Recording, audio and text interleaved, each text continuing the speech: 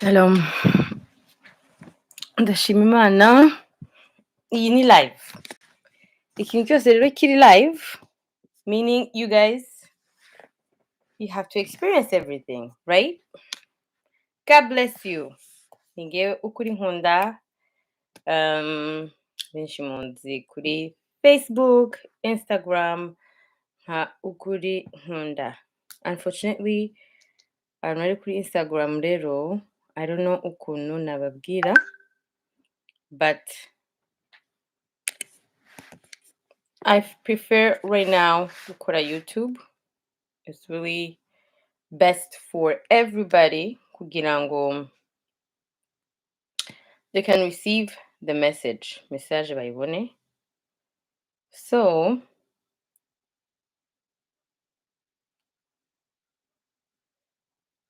kugira ngo nohereze message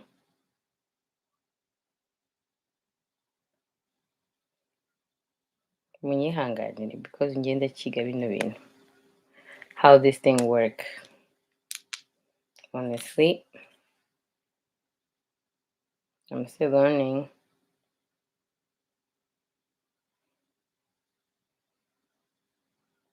Abandi baza bari professional.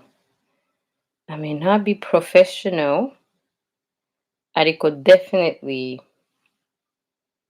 ijambo ry'Imana riratambuka uko biri kose, right? So glory to Jesus. I just have a few word from God. Hari ijambo Imana ikize ku mutima kandi bishobora gufasha twese hano. You know, twumva buri gihe we are so used to listen to the word of God. Tumaze kumenyera kumva ijambo ry'Imana. Ni byiza ariko, but ikibazo kurimenyera no kurikurikiza ibintu bitandukanye.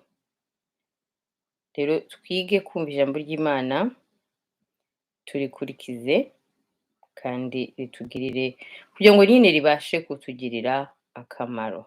If not, ntacyo bimaze, sibyo? So ndarangiye nk'ibyo byose nakagombye kubikora mbere yo kuza live.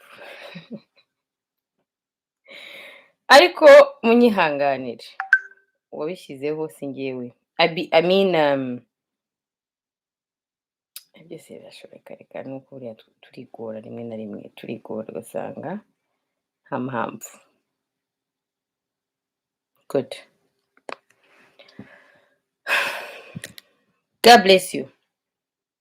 So, reka nshake indirimbo juste turirimbira Imana, ubundi twumve icyo Imana ishaka.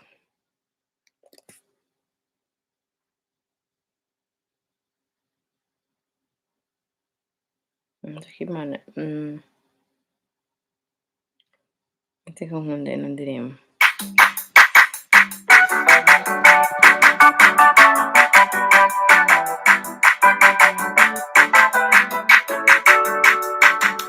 Akanwa kanjye kazakuririmba, umutima wanjye ukunezeze. Mana agira ishimwe, ibyo ukora biradutangaza.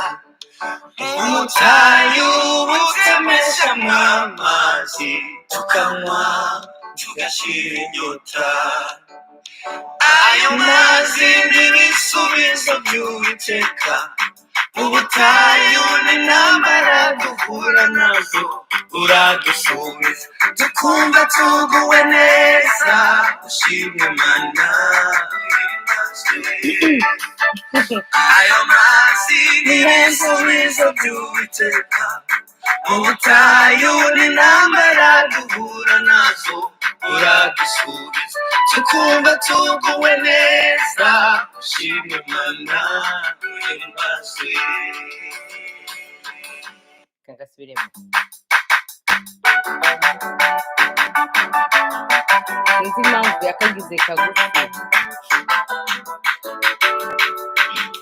Akanwa kanjye kazakuririmba, umutima wanjye ukunezeze mana agira ishimwe ibyo ukora biradutangaza ubutayu butemeshyamo amazi tukanywa tugashira inyota ayo mazi n'ibisubizo by'Uwiteka mu butayu n'intambara duhura nazo uradusubiza tukumva tuguwe neza ushimwe mana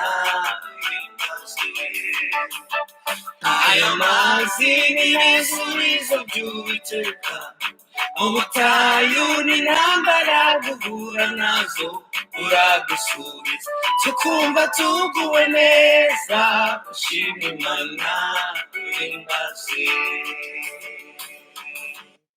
Hallelujah.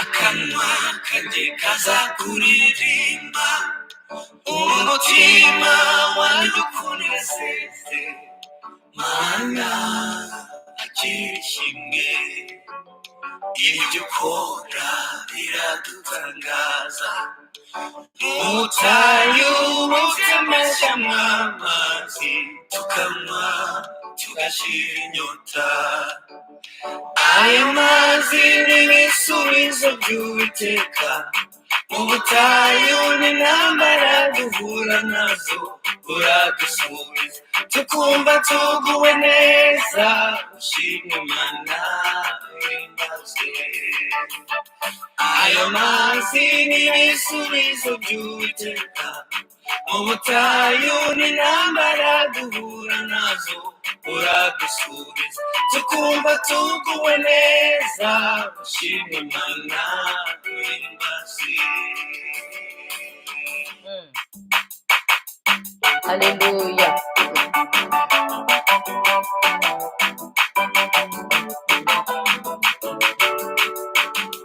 Akanwa kanjye kazakuririmba umutima wanjye ukunezeze mana agira ishimwe ibyo ukora biradutangaza ubutayu butemeshyamo amazi tukanywa tugashira inyota ayo mazi n'ibisubizo by'Uwiteka mu butayu n'intambara duhura nazo uradusubiza tukumva tuguwe neza ushimwe mana uhimbaze ayo mazi n'ibisubizo by'Uwiteka mu butayu n'intambara duhura nazo uradusubiza tukumva tuguwe neza ushimwe mana uhimbaze.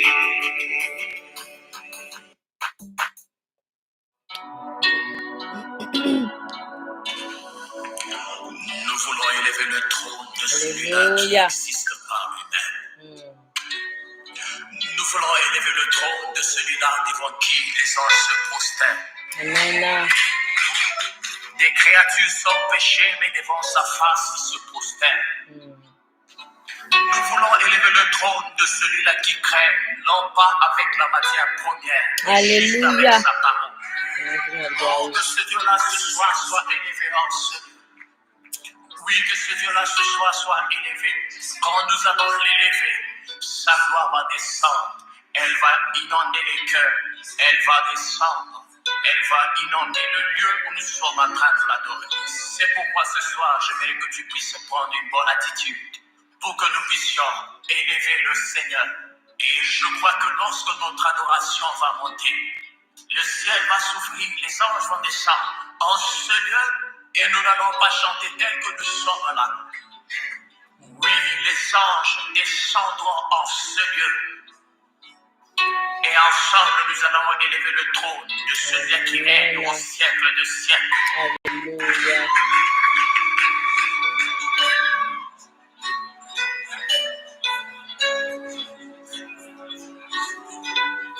Merci Seigneur, merci ce matin. Turagushimira muri kino gitondo, turaguhimbaza.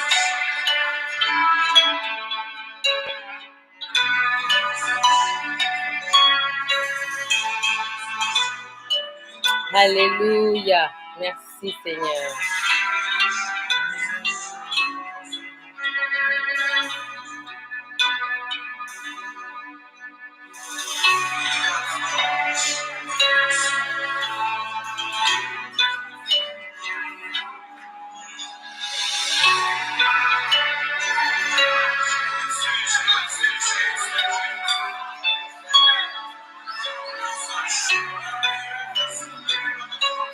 Seigneur, turagushimira kino gitondo, turaguhimbaza, turagucyubahiro, dushobora gusa imbere yawe, turangije gusembaza ibyaha byacu.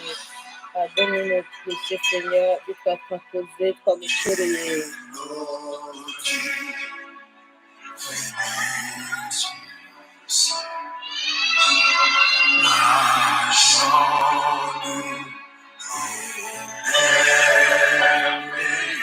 Amen.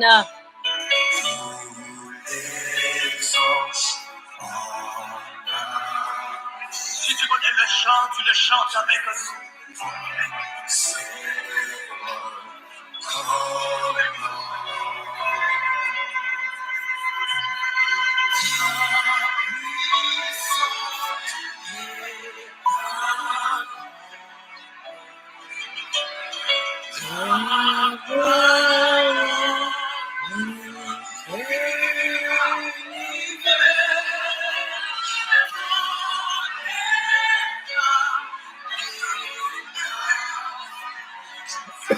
Amen.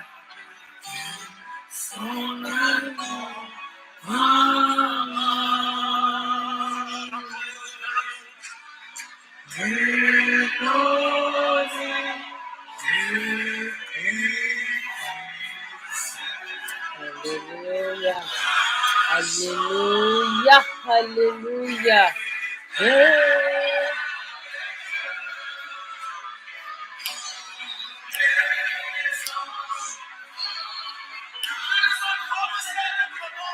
Yes, Lisa.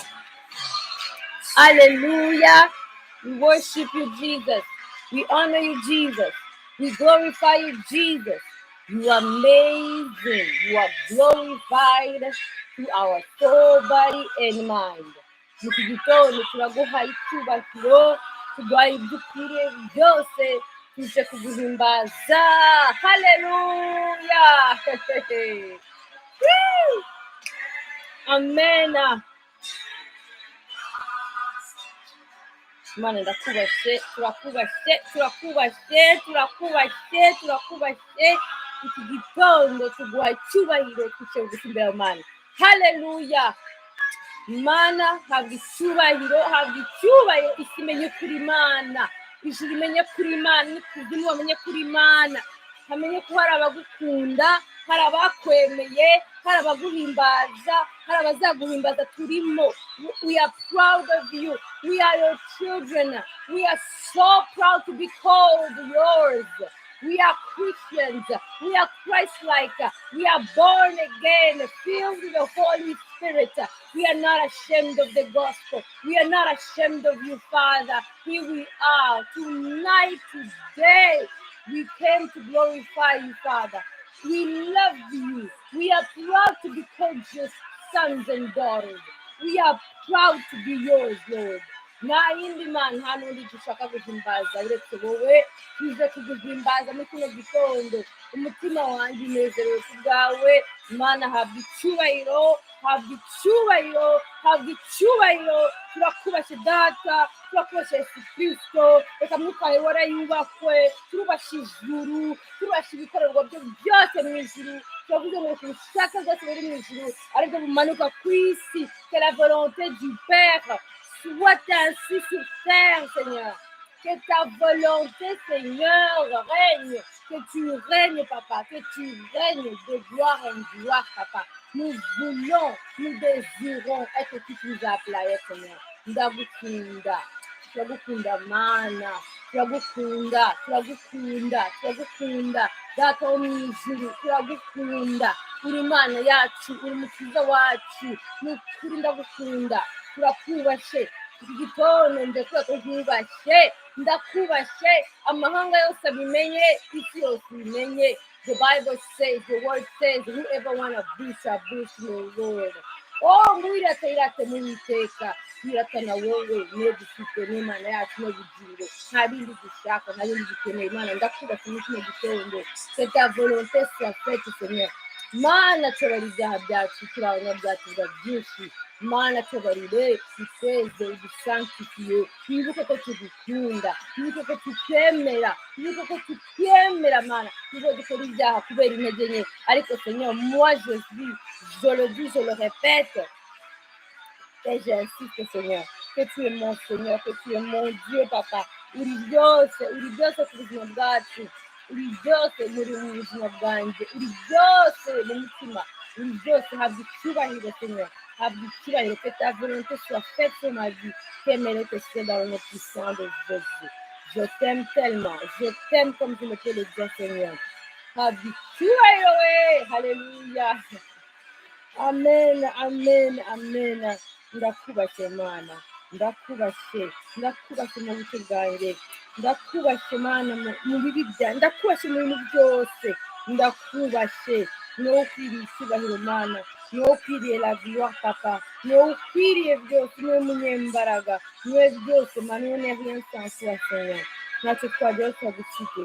Akaba impamvu Mana nje kukuha icyubahiro cyose, ni ukukubahisha Papa. Reka Mana ingingo zacu, reka ibyemezo byacu byose turimo byubahe Uwiteka, bikubahe mu kuri no mu mwuka. Ndagushimira muri byose, habwa icyubahiro Papa, habwa icyubahiro Seigneur, que la parole peut être prêchée mu kanya Mana. Ndakwinginze mon Seigneur, Mana rero uvuga, ganiriza imitima yacu, ganiriza roho zacu, ganiriza ibitekerezo byacu, ganiriza ingendo zacu. Reka Mana uko tugenda, ikibaho cyose iri jambo ugiye kutuganiriza uyu munsi, ridukoreho, riduhindure mu bugingo, kandi asinyiye imitima yacu ibashe kuryakira. Ndagushima, ndaguhimbaje, uhabwe icyubahiro, esprit de Dieu, esprit saint, esprit de liberté, esprit de sanctification, que tu parles toi-même, que toi seul tu puisses prêcher, que toi seul puisses diriger cette rencontre, Père Saint, pour que la volonté du Père soit faite dans nos vies, dans le nom puissant de Jésus. Merci Seigneur. Je t'aime, je t'aimerai pour toujours. Dans le nom. Alléluia. Que Dieu vous bénisse. Imana ibaha umugisha, bakozi b'Imana, bakristu beza. Haleluya. Ndashima Imana kuri kino gitondo. Imana ni nziza. Imana iratangaje. Imana iratangaza kandi ikomeza idutangaza buri munsi uko bwije uko bukeye. Haleluya. Muri make rero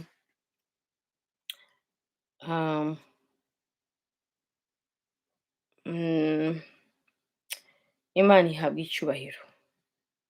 Imana ihabwa icyubahiro kubw'urukundo rwayo, kubwo iduhora ibintu ihora idukorera. Njye ndashima Imana. Ndashima Imana kuko ndiho, ariko ikintu nshima Imana cyane cyane ni ukubaho nyizi Imana. Naravuze ko ushobora kubaho ariko utazi Imana, buriya nta uba uriho ariko utariho.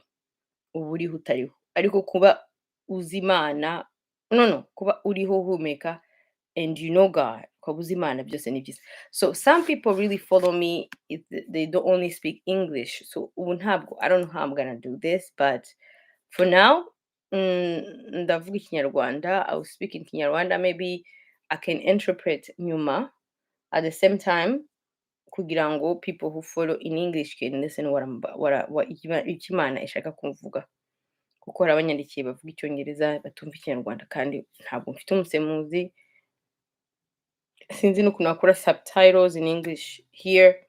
So only I don't know how God is gonna do it. So people who speak English, I apologize that I do come. I speak Kinyarwanda and you don't understand, so I don't know how I'm gonna do this. But let's go ahead.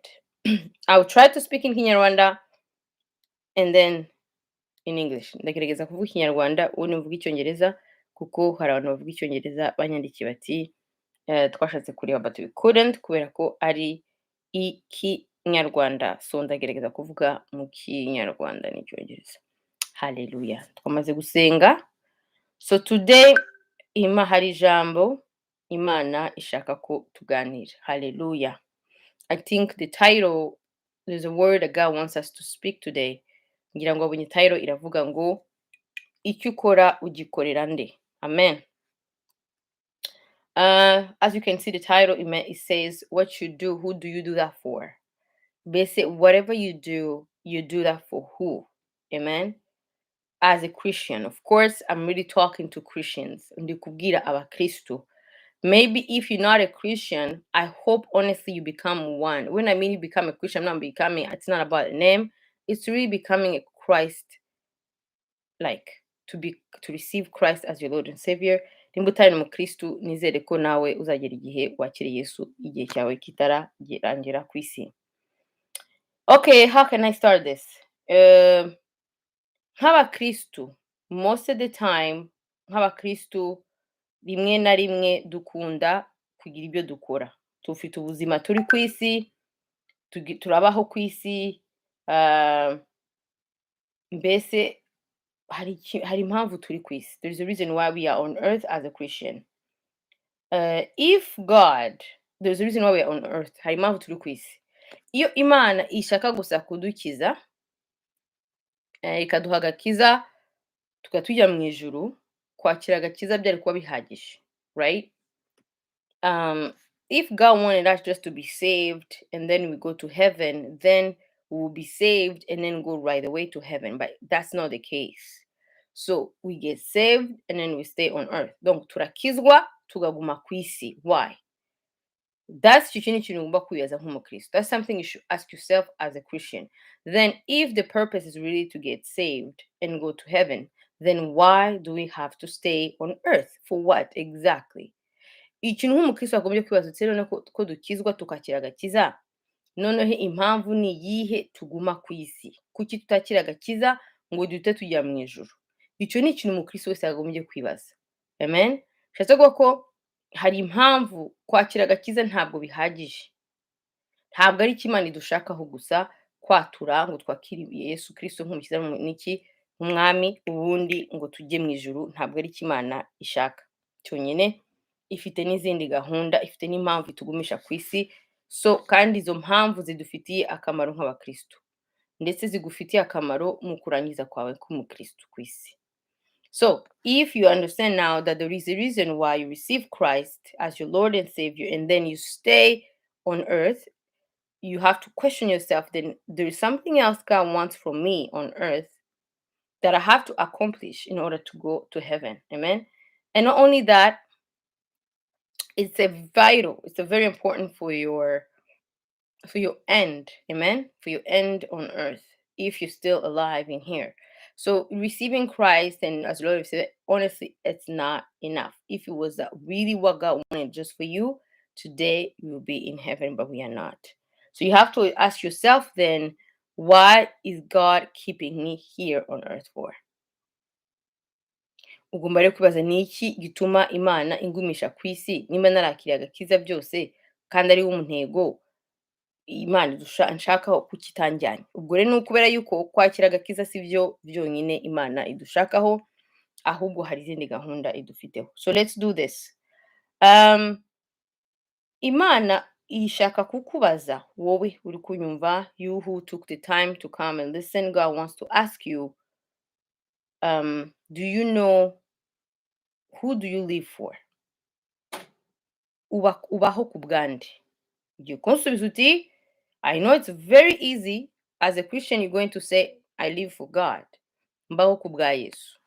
Ariko kweri wowe isuzume nawe urebe uvuga eske, am I really living for Christ?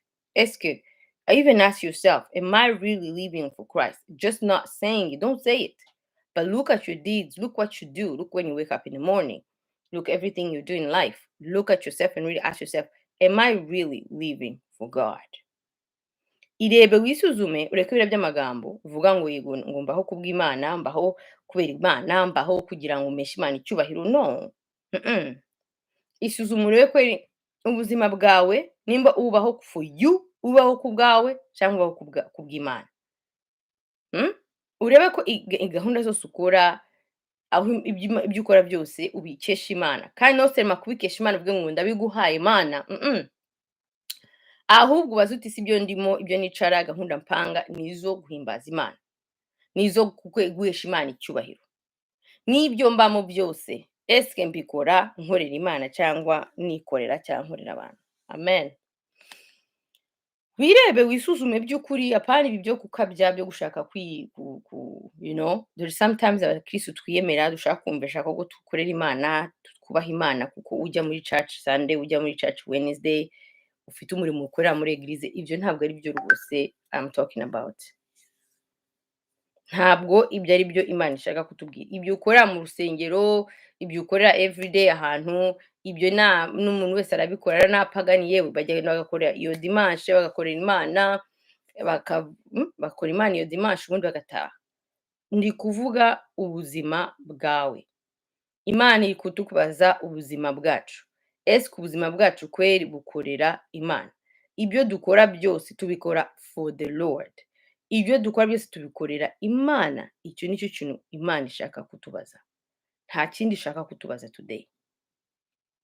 Ibyo mukorera muri church bishire ku ruhande kuko n'indyarya zicayemo n'abapagani bicayemo. Ariko ibyo Imana izatubaza it's really about our lives. Ni ubuzima bwacu twabayeho, nimba twarabaye kuko uko Imana ibyifuza. Amen. Hano hari Bible verse, hari verse Imana yampaye tugomba kuvuganiraho gato, yitwa mu ba Colossians. Okay. Wait.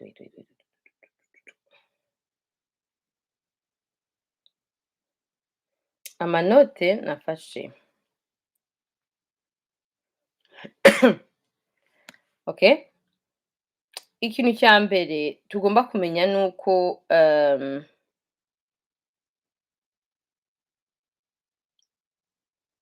Imana yavuga, kamanze masome muri Colossians 3:23. Sivyo? Haravuga hati Abakolosayi 3:23 kugera kuri 25. Let me read it in English. Kamisome mu Cyongereza, noneho ndagerageza kubisubira mu Kinyarwanda. Colossians 3:23-25. Whatever you do, do your work heartily as for the Lord and not for people, knowing that it's from the Lord that you receive the reward of the inheritance. It is the Lord Christ whom you serve. For the one who does wrong will receive the consequences of the wrong which he has done. He has done. And that without partiality. Murabyumva? Aha baratubwiye ngo icyo ukora cyose ugikorane umutima wose. Colossians 3:23-25. Icyo ukora cyose ugikorane umutima wawe. As for the Lord and not for people. Kandi ugikorera Imana utagikorera abantu. Knowing that it is from the Lord that you will receive the reward. Ukamenya ko ni Imana izaguhemba. Guhemba kwacu kuva ku Mana for the inheritance. Kubyo yatugeneye. Amen. For the one who does wrong, it is the Lord Christ whom you serve. Ngo ni Imana Yesu Kristo dukorera, niwe duserva, niwe guserva no gukorera umuntu, right? Yeah. For the one who does wrong will receive the consequences of the wrong which he has done. And that, without partiality. ngo uzakora nabi azasarura imbuto mbi kubera ibyo yakoze, kandi ngo nta kubabarira, mbese nta kubera, partiality, nta kubera. Reka nongere mbisome. It's a very powerful word and very eye-opening word that we need to really be very careful what we do as Christians, where we are in every moment of our lives. Iri ni ijambo rikomeye kandi rifite akamaro ku buzima bw'umukristo, kuko bigomba kwerekana bitwereka uko tugomba kwitwara mu buntu ahantu hose Imana itujyanye, yaba mu kazi, yaba mu rugo, yaba muri mariage, yaba mu bana, mbese ibintu byose dukora nk'umukristo, aho uri hose nk'umukristo, aho Imana igushyize nk'umukristo, uwo iguhuje nawe nk'umukristo, everything tugomba kubikorera umwami Yesu Kristo. Ntago tugomba gukora ikintu twebwe, mindset yacu, ibitekerezo byacu bigomba kuba Yesu Kristo. Donc icyo dukoze cyose ntukarebe icyo uri gukora uvuga ngo urimo urakorera umuntu, oya, nutangira kureba gutyo uzaba wamaze kuyoba, you not, ntabwo uzashimisha Imana, nta nubwo uzabona ko icyo uri gukora uri kugikorera Imana. Niyo mpamvu iyo ukorera Imana, umuntu nakugirira nabi cyangwa gutuka ntacyo bivuze, kuko Imana niyo uri gukorera, kandi Imana ireba kure niyo izaguhemba ngo ku gihe cyayo. Ngo ariko nukora nabi, ngo nabwo uzasarura ibibi kandi ntabwo izakubera. Amen. Let me repeat that in English. You see, it's very important as the Christians when we do something, whatever, home, work, marriages, relationships, whatever, really where you are in the season of your life, whatever God placed you, whatever you are, you need to carry yourself as a Christian and do everything into the Lord. Basically, let's say you are a nurse somewhere. That's just an example. You have to understand, you being a nurse, you're not serving the boss. You're not serving your manager. You're not serving that clinic. You have to do it as serving Christ, as if that workplace, it is really the workplace of Christ. So you doing your job perfectly, nicely, kindly, accordingly to how you will serve Christ. If Christ came as really like physically, well, how will you be serving him in that place? It's the same way God is asking us to serve everywhere we are. Amen. So here he's saying, even if you go further up on 22, he says, slaves, obey those who are your human masters in everything, not with your eye service as people pleasers, but with sincerity of heart, fearing the Lord. You see, here really he says, obey who your masters, whatever you are, whatever you're doing, who you're supposed to obey, who you're supposed to respect those people, not with eye service, not when they're looking at you. Even when they're not looking at you, do what you're supposed to do perfectly, with sincerity, with a good heart. Not as people pleasers. We're not called to please people. We're not called to do work so that the manager can love you, can like you. It's not about that. It's really, you called to do it into fearing the Lord with a sincere heart.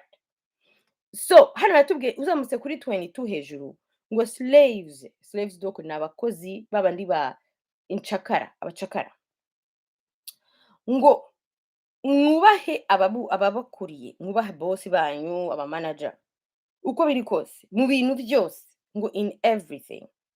Of course hari igihe ashaka kubwira ngo agusambanye, ibyo ntabwo uzabyemera, nambutse tumenye ubwenge, sibyo? Turi kuvuga akazi aguhaye ukagakora, kereka akazi ubona katuma ukora icyaha ku Uwiteka, icyo gihe ntabwo wemerewe kubikora. Ariko turi kuvuga kubaha akazi aguhaye uko kameze kose, uko kari kose, you have to accept it. Ngo apana kubikora ku jisho. Ntabwo Imana iduhamagara gukora ibintu byose ku jisho. Ngo cyangwa kugira ngo ushimishe uwo mubosi, cyangwa ushimishe umugabo w'umugore, whatever you are. Ariko ngo byose tubikore n'umutima w'ukuri. Ibyo dukora byose tubikore with a sincere heart, n'umutima ubirimo, umutima sincere, buri ikintu kiri sincere ni ikintu ukora ubishishimanze, ushikamye, niba ari mu kinyarwanda siko babivuga, ariko ufite ubishimangiye, you know, harimo sincerite, nta buryarya, nta bucakura, nta nyungu bifitemo ushaka kuvanamo, you know, hari igihe abantu bakora ibintu bagukorera neza kuko bafite inyungu bagushakamo. Ibyo ni uburara, ibyo ni uburyarya, ni ubupagani. Nta mukristo ugenda gutyo. Nta mukristo nka biriya nyine tuvuge tuti bakunda kuvuga ngo abantu bo hanze bakakuryarya kugira ngo ubazane hano, akubwira ko agukunda, uri umukristo wowe ntumukunda, ahubwo urashaka kwizira mu bihugu byo hanze. Ukaba wangije umutima w'umugore, wangije umutima w'umugabo, n'abagore babikora abagabo, iyo ni example nari ntanze, ugasanga kandi ngo uri umukristo. Ndakubwiye ko uri umupagani mubi, ahubwo uri umwicanyi wo mu mwuka. Ntabwo ushobora kugambanira umuntu gutyo, ntabwo ushobora gutesha umuntu umutima we uvuge ngo Imana iri kumwe nawe. You can't do that. Aha rero aravuze with sincerity, cyangwa uvuge ngo ugiye gukora mu barwayi muri infirmiere kuko harimo amafaranga, ariko nta mutima w'abarwayi ugira, nta mpuhwe ugira, ugenda gusa ngo ubone kashi kandi uri umukristo. Uri umupagani, ntabwo uri umukristo. Amen. Ibyo ukorana byose ubikorana uburyarya. Warangiza hariho ngo kandi fearing the Lord, ukabikora mu gutinya Imana. Uko ubyutse ako kazi ujya kujyamo, ibyo ukora, umudamu ukunze cyangwa umukobwa cyangwa umugabo ukunze cyangwa umusore ukunze, ibyo uri gukora byose bikore n'umutima uri sincere w'ukuri. Genda mu kuri, twige kugenda mu kuri, kuvugisha ukuri, kandi tuzi neza ko ibyo turi gukora turi kubikorera Imana, kandi Imana tuyitinya, ngo in the fearing God, tuyubaha. Umenye yuko ikindi yavuze hano, icyo uzakora cyose twibuke ko ari Imana izaduhemba. Nubwo boss aguha cash, nubwo boss aguha amafaranga, ujye umenya ko ari Imana yaguhaye. Nubwo biva mu mufuka w'umubosi, ni Imana iba yaguhaye, kuko boss ashobora gukina ntuyabone, boss ashobora kukwirukana. Ushobora no kuba muri situation tuvuge binabaho ikagushyira ahantu udashaka. It happens, turi twese. Ukaba mu buzima wenda muri iyo season udashaka. Nabwo dusabye kubikora byose dutinya Imana, tuyubaha, ngo kandi tubikora muri Yesu Kristo. Twebwe en fait kurera abana tukabarera muri Yesu Kristo. You understand? Ibyo dukora byose, umugabo Imana ni guha umugabo, kumwubahira, kugendana nawe muri Yesu Kristo. Umugabo nawe Imana ni guha umugore, kumukunda muri Yesu Kristo. Uko umuserva, uko mwubahana, mubikore mubikorera Yesu Kristo. Amen. Mubikore mubikorera Yesu Kristo, mubikore mutinya Imana, tubikore, you know, tuvuge tuti no mukurera abana tubikore kuko turi kubikorera Yesu Kristo. By the way, donc ibintu byose twumve yuko it is to do into Christ, in the fearing of God.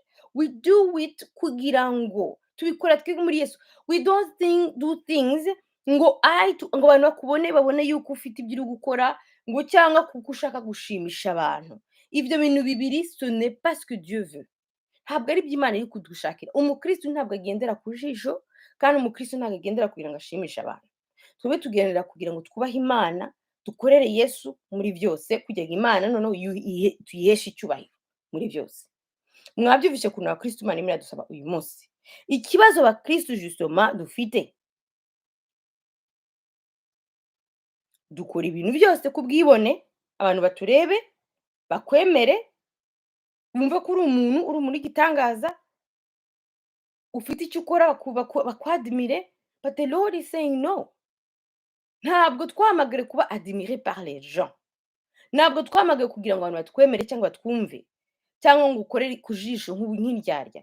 Twe twahamagawe gukorera Yesu Kristo, ngo Imana ihemba, ngo yo izaguhemba ku gihe cyayo, ngo kandi nabwo nukora nabi, aho abantu batakubona, wowe ukagira ngo aho uri kwitotomba, aho uri kugambanira uwo muntu umubeshya ngo uramukunda, ibyo byose ukagira ngo nubijyamo uzagira amahoro, ntayo uzagira.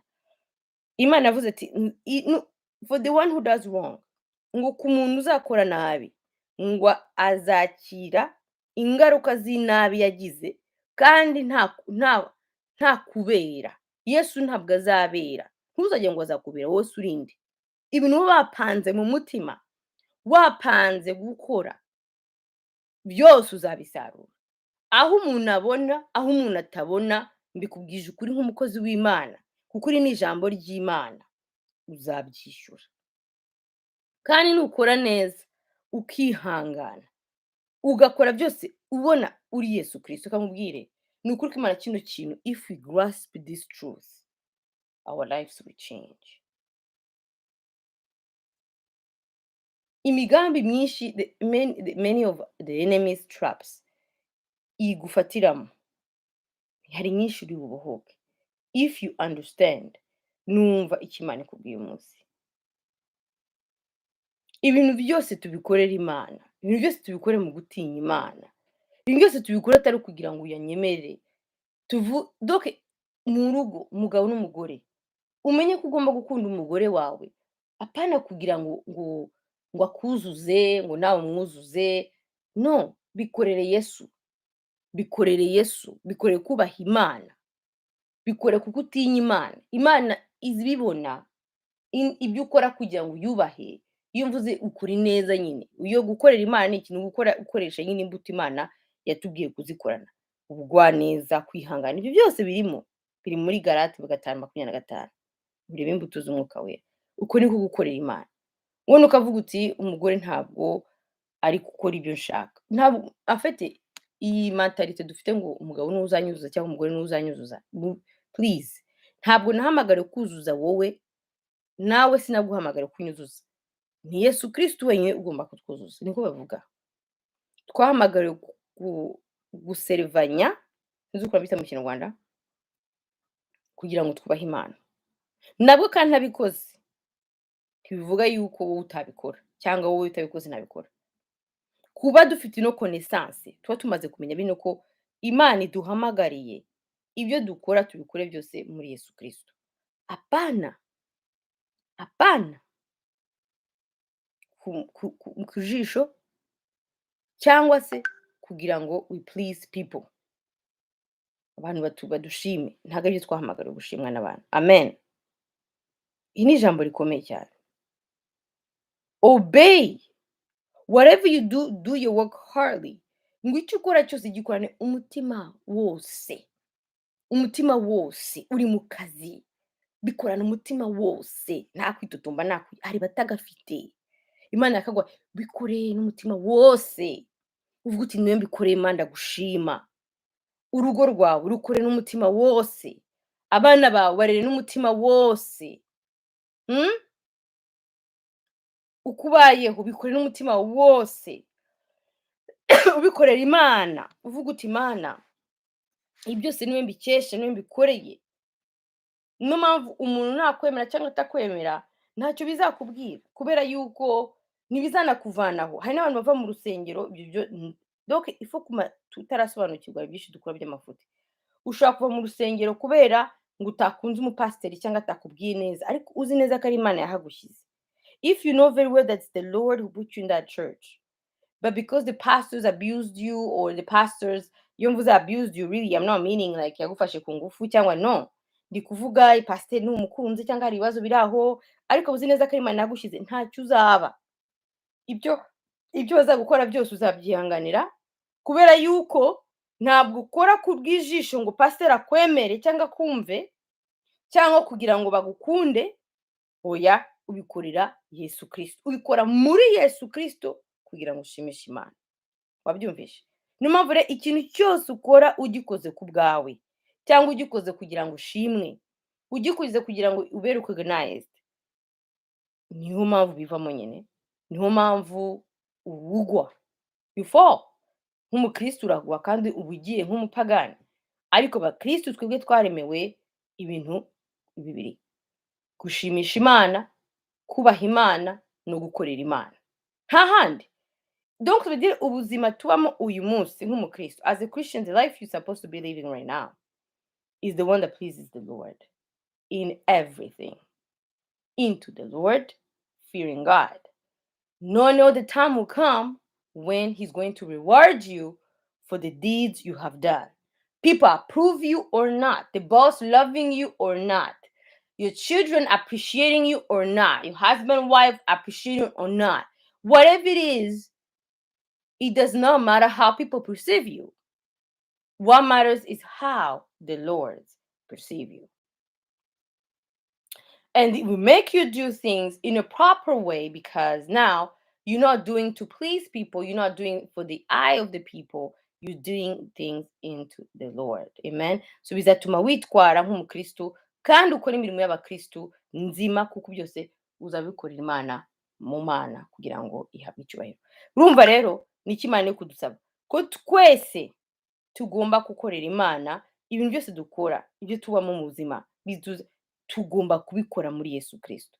Niyo mpamvu wakora ikintu umuntu ntagushime, bose ntagufate neza, nagize gute, ibyo ntacyo birebaho.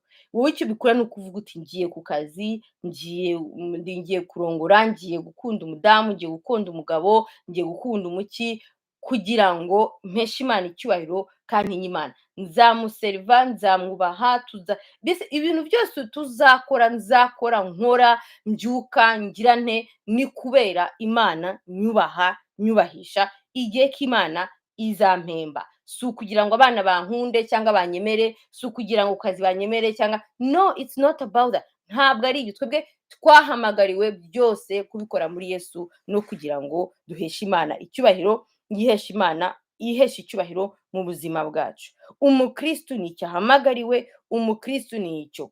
Impamvu rero dutakara, impamvu benshi twayobye, ni uko ibintu byose tubikora kugira ngo dukundwe. Mu gihe rero ukiri muri iyo position yo kugira ngo wemerwe, ukundwe, wumvwe, usobanukirwe, ndakumenyesha ko uracyayobye, uracyafite urugendo rurerure, kuko aho ngaho niho Satani agufatira, ugasanga ntabwo ukora gahunda z'Imana, nturi kwavansa ujya mu Mana kubera ubwibone no kwishyira hejuru no kwireba. Iyo wamaze kwakira Yesu Kristo, ntabwo ukiriho, Yesu Kristo niwe uba uri mu bugingo bwawe. Mu gihe wemeye Yesu, ngewe uri umwami, uri umukiza w'ubugingo bwawe, waravuze uti rero nge sinkiriho, nge bankunda, batankunda, bambona neza. There's sometimes people bashaka ati how can I do this, camera, whatever. Ibyo ntibibareba, nta muntu bireba uretse Imana. Ni mpamvu buriya iyo umaze kumenya Imana, ukamenya kuyisobanukirwa Yesu Kristo, you really understood who Christ is, ukamenya ko ubuzima bwawe ngubu ari ubwa Yesu, ari ukugira ngo umuheshe icyubahiro, it does not matter ibyo abantu bavuga, ibyo abantu bakuvugiraho. Ni kwa kundi no gusanga nka za témoignage tubona, ukabona umusore afashe umudamu w'abana 10. You ask yourself, my goodness, ibyo bintu bishoboka gute ko umusore muzima wari ufite izindi gahunda n'umudamu diet afite na gahunda zo kurunga afite abantu 10, Imana ijya gucya ikabahuza? Kubera ko Imana, uwo musore aba yarasobanukiwe ko Imana ariyo ikora, Imana niyo itegeka, ibyo akora byose abikora muri Yesu Kristo, yahesha Imana icyubahiro. Si ukugira ngo abantu bamwemere cyangwa bamukunde. The same way hari n'abakobwa, vice versa, example yarinjemo, nyine biba birenze ubwenge, ariko ni Imana iduhamagarira. Uwumvira Imana, uwo nguwo bagakiranuka, uwo nguwo Imana iramwemera. So God is really calling us into really surrender, submit, die into Christ. Mbisubiremo. In English, it says, slaves, obey your human masters in everything, not with eye serving as people pleasers, but with sincerity of the heart, fearing the Lord. Whatever you do, do your work heartily as for the Lord and not for people, knowing that it's from the Lord that you receive the reward of the inheritance. It is the Lord Christ whom you serve. For the one who does wrong will receive the consequences of the wrong which he has done, and that without partiality. As you just understood, work, anything that you do on earth, whatever project you have, wherever you work, whoever you want to be with, do not play around. If you are a Christian, you should not be doing that to glorify yourself, for people to accept you, what they say. You should do it for Christ, honoring God and fearing the Lord in everything. And in due time, God is going to reward you for the good or the bad you've done. And guess what? Without partiality. You are special, that for him, he's not going to punish you, or you're not going to have consequences you've done wrong, or you're not going to have good things you've done good. No, you're going to receive what you are due according to whom you served and how you serve. Amen. Let me say this in Kinyarwanda now.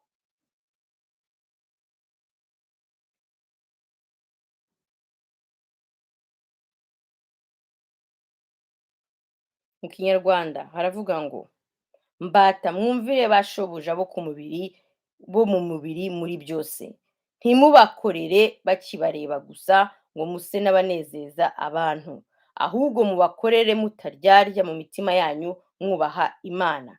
Ibyo mukora byose mubikore mubikuye ku mutima, nk'abakorera shobuja mukuru badakorera abantu, muzi yuko muzagororerwa nawe muhawe wa murage, kuko mukorera shobuja mukuru Kristo. Ariko ukiranirwa aziturwa nk'uko yakiraniwe, kandi ntihariho kurobanurwa ku butoni. Ngira ngo murabyumvishe. Aho Imana yavuze ngo ibyo dukora byose mu isi, iyi poroje zo twiha, ibyo twinjira mu buzima, ibyo Imana iduhuza nabyo, byose tubikore tubikora mu kubaha Imana, dukorera Imana, tudakorera abantu bo mu mubiri, tudakorera ku jisho cyangwa ngo bakwemere cyangwa bakwange. Ibyo si byo Imana iduhamagariye. Imana irakwibutsa uyu munsi yuko icyo ukora cyose tugomba kubikora tubikuye ku mutima, tudakora mu muryarya, tudakora ngo kudukorera abantu, ngo ahubwo tuzi ko kugororwa kwacu kuzava muri wa murage udukora shobuja mukuru Yesu Kristo. Ariko ngo uzagira nabi aziturwa inabi yagize, kandi ngo ntihariho kurobanurwa ku butoni. Wabyumvishe? Twabyumvishe. Donc tusabwe ko icyo dukora cyose, yaba mu ngo, yaba kurera abana, yaba ubusore, yaba ubukumi, yaba ku kazi, yaba kuko ntabwo ushobora kubura ikintu, ushobora kubura umuntu atakwakira cyangwa se whatever man. Donc ndi gushaka ama example menshi ashoboka kugira ngo dusobanukirwe, twumve ko twebwe twahamagariwe gukorera Imana, apana gukorera abantu, ngo cyangwa kujisho batwemere ngo turabakozi b'Imana bahatari, cyangwa se umugore akwemere ngo uri umugabo muzima, umugore muzima, umugabo muzima, cyangwa na ariko wowe numenye yuko icyo uzakora ku mugore wawe, cyangwa uzakora ku mugabo wawe, cyangwa icyo uzakora ku kazi, cyangwa icyo uzakorera abana, cyangwa icyo uzakora hirya no hino, ukamenya ko uri kugikora muri Yesu Kristo, ukamenya ko uri kugikorera Imana, uzamenya uko witwara, uzamenya uko ukitwaramo, kandi ukamenya ko nugikora nabi uzasarura nabi, nugikora neza uzasarura neza, kuko Imana yo mu ijuru ihemba igihe cyayo. Amen. Kandi kuvana ivuze ati nihemba, ça veut dire ko iraduhemba. Ivuti nukora nabi, inabi wakoze niyo izakugarukaho, umenye ko ariko bizagenda. Nkuko wemera ko Yesu Kristo abaho, ujye wemera ko n'ijambo ryayo uko irivuga niko risohoka. Amen. Niko risohoka. Hallelujah. So I think ijambo ry'uyu munsi rirumvikana, bise binyibutsa n'igihe Yosefu mukawera haba icyubahiro. Yosefu muka Patifari ajya kumwaka ngo kuryamana nawe, gusambana nawe, byagenze gute? Yosefu ntabwo yamubwiye ati sinshaka gusambana nawe kuko bitandimo. Yavuze ati sinshaka kubikora kugira ngo ntacumura ku Mana yanjye. Mwabonye ikintu cyatumye Yosefu adakora icyaha, nuko Yosefu yaramaze gusobanukirwa ko everything he does, icyo akora cyose agikora kubera Imana. Bamujyana muri prison, yitwara neza. Kuba uri mu bibazo ntabwo ariho mpamvu yo kwitwara nabi. It's not a reason for you to disobey God. Kuba witwara uri mu bibazo, uri ahantu udakunze, uri mu karengane, ntabwo ari byo mpamvu zituma witwara nabi. Nta mpamvu, kuko Yosefu yarageragejwe pe. Nimba ari umuntu wazize akarengane n'umuntu witwa Yosefu. Ariko Yosefu yarasobanukiwe ibanga Imana iduhaye umunsi ryo kugira ngo dutsinde ibintu, dutsinde ubugingo, mbese dutsinde ibigeragezo, dutsinde Satani. Nuko yarazi yuko ubugingo bwiwe belongs to the Lord. Yarabizi ko ubugingo bwiwe buri ku Mana. Yarabizi ko Imana ari ifite gahunda y'ubuzima bwe, kandi yarabizi ko Imana ariyo izamuhemba cyangwa ariyo izamuhana.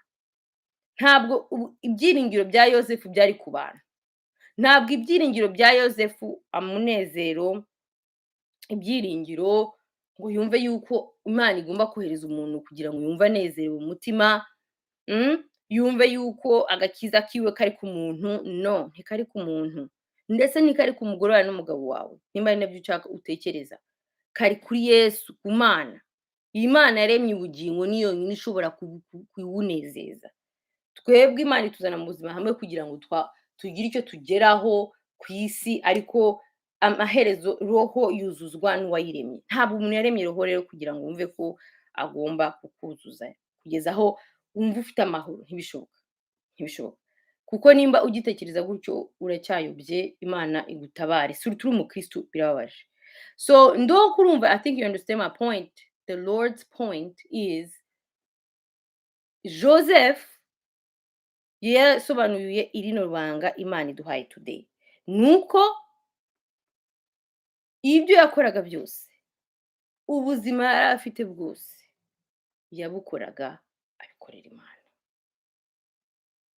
Nicyo cyatumye adacumura ku Mana ye, nicyo cyatumye adakomeza kurakarira abasaza be bamugambaniye, kuko yarababwiye ati Imana yabyemeye kugira ngo uyu munsi bishoboke mbashe kubaha ibiryo. Donc yumvaga ko Imana icyo yemeye aracyubaha, kuko ubuzima bwe ntibwari ku bantu. Yarabizi ko Imana itabishatse ntiyari kujya muri prison, ariko yagiyemo. Yagiye yitwara neza ku buryo yageze no muri prison bamugira chef wa prison. Imagine, bakakugira chef uri muri biro, bakakugira chef wa gereza ugeze muri gereza. Byerekana character ya Yosefu mu Mana. Uyu munsi Imana yaduhamagarira kuba nkawe, kuba nk'abakristo nka Yosefu. Abakristo biringiye Uwiteka, wikwiringira ibihe, wikwiringira abantu, wikwiringira Amerika, wikwiringira iki, twiringira ibintu byinshi cyane, ibyo bituyobya, twarayobye. Imana itubabarire, Imana itubabarire, Imana itubabarire. Wowe ibyo ukora urabyuka utireka njye kuri Instagram bandebe, idoko icyo ushaka nuko bakureba, bakwadimira, bavuge kuri mwiza. And then what? Uri mwiza ariko indani uraboze, nta buzima ufite, nta buzima ufite, ntacyo bimaze, ntacyo bimaze. Uraharanira kujya hanze, ni byiza, hari ubuzima wenda bworoshye kurusha, ariko siko gakiza. Wenda si Imana igushaka. Tuza, kunda Imana, akira Imana. Imana no muri gereza uyikoreremo, Imana n'uwo mwobo urimo uyikoreremo. Imana, Imana, Imana, tuyigira Imana. We really need to gukizwa by'ukuri. Dukizwe, tugire umunezero w'agakiza, tugire umunezero kandi twumve ko Imana ishoboye byose. Ariko sibwo Imana iguha umubiri, ikaguha umwuka. Uyu munsi mbese ubundi wari uzi ko uri buramuke, wari uzi ko uri buramuke. Nkangahe ejo ntari umusore, ejo ubundi bari bananyumva, Imana ibakomeze cyane.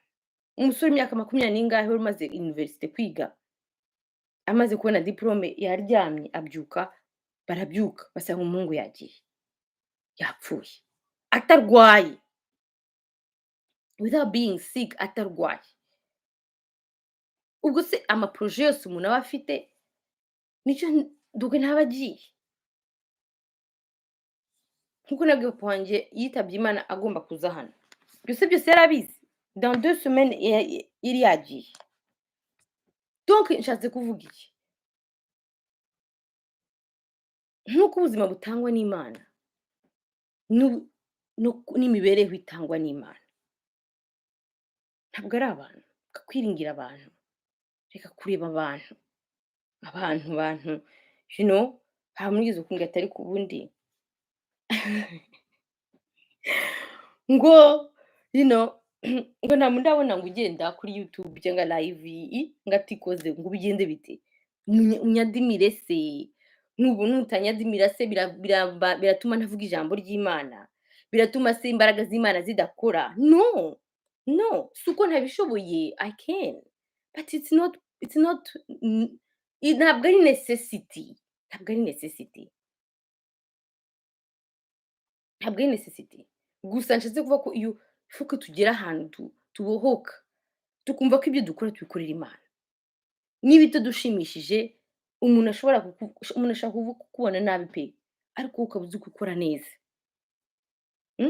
Ushobora kugenda bakagutekinga advantage, ukajya ku kazi bagufata nabi, ntibabone ineza ukora, ntibabone ibyiza ukora, bihorere. Wowe korera Imana, apfa kuba atakwangije ngo akwabize agukubite cyangwa se agufate ku ngufu, ibyo nibyo ndi kuvuga. Ariko ngo ntakubona mureke, wowe vuga uti Imana ndi hano urambona, bike wampaye ibi nkorera ndabikora ku neza, abana wampaye God, aho namenye kumenya ko ibyo byose mbikorera Imana. Abana mbafata kuko nzi ko Imana izabambaza, kandi nkabikora neza kugira ngo neza nshoboye. Simbikora nka Diana, simbikora nka Julienne, mbikora nka Aline, uko nshoboye mu mbaraga, ariko nkaba nzi ko umutima wanjye ukeye kandi ubikorana umunezero w'Imana. Nkavuga Imana niyo ndushye nkayibwira nkayiririra, ariko ntabwo ngenda ngo reba ngo kanaka ngo. I think really you understand the message of God today. The Bible is very clear. Very clear. Ijambo ry'Imana ngo dukore byose nk'ukorera Yesu Kristo mu gutinya Imana. Byose. Let's do everything into the Lord. Everything. Everything. Apana ku jisho, apana kugira ngo banakwemere. Wowe kora neza, umenye ko Imana iri kukubona, umenye ko Imana iri kukumva, ibyo wibwira mu mutima, ibyo uramuka ujya gukora upanga, just know God is watching. Kandi umenye ko uzasoroma ibyo wahinze, ntibazakubeshye, ntuzasoroma ibyo utahinze. Amen. Kandi rero ikibabaje ni uko you may be living here, ushobora kuba uri kubaho uri gushaka gushimisha abantu babone kuri hatari bagire gute, ariko ejo wapfa nta n'uzakwibuka. Unfortunately uzapfa ubuzima bukomeze rwose, who cares? Tukomeze twirwaneho tubeho, ubundi wowe wigira ikuzimu ntawe ubizi, uzasanga rero ibyo wakoreraga byose ari ubusa. Tumenye ubwenge kandi dukizwe by'ukuri, Imana idukize by'ukuri. Amen. God bless you. Imana ibahe umugisha. Ndashima Imana kubwira ijambo rikomeye. Nimba uhari ukavuga uti ndicujije, senga ubwira Imana uti Imana ndagusabye imbabazi yuko I just realized yuko ubuzima mbaho ni ubwanjye gusa, ntabwo mbaho ku bwawe. Forgive me, forgive me, and God will do it. God will do it. God bless you. Mana turagushima kuri ijambo duhaye, turagushima kuri ibi dukoreye, uhabwe icyubahiro, uhabwe icyubahiro. Kandi Mana ibyo naba narakoze nkora singuhesha icyubahiro, bimbabariremo. Ijambo ridukoze ku mutima, n'ukuri utubarire. Sanctifie mes pensées, tout ce que je fais, Seigneur. Umutima unyibutse byose ko mbikorera wowe. Ube réel dans ma vie. Kuko icyo ngiye gukora cyose, icyo ngiye gutekereza cyose, menye ko ari wowe mbikorera, kandi ngutinya, kandi nkubashye. Naho ibindi uzabikora. Ibikurikira uzabyitaho. Ndagushima kandi ndagukunda, urabizi. N'abari kubona ino video ubafashe.